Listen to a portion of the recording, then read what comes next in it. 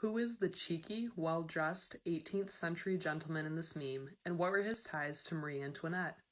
The short story is that his name was Joseph Baron Ducrot, and he was a French noble, pastelist, portrait painter, engraver, and miniaturist.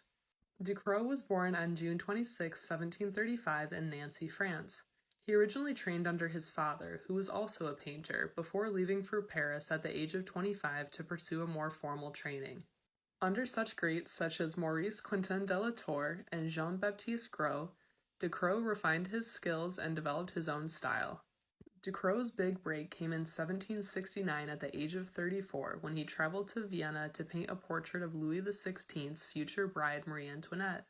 His work must have struck a chord with the Queen of France, as he was created both a baron and first painter to the Queen by the monarch. This was unusual for the time, as Ducrot was not a member of the Royal Academy of Painting and Sculpture, whose members these positions were customarily reserved for. Famously, Ducrot drew the last portrait of Louis XVI in London before the king's execution during the French Revolution. After the French Revolution, Ducrot returned to Paris, where he enjoyed a successful career.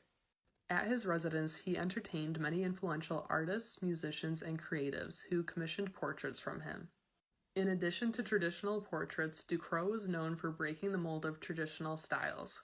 Instead of the more prim and proper style of the times, Ducrot was more interested in capturing his subject's personality through facial expressions and outer appearances.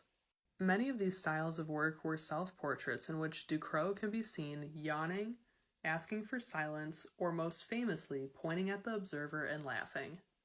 Throughout his life, Ducrot had several children, and at least 3 of them became painters themselves.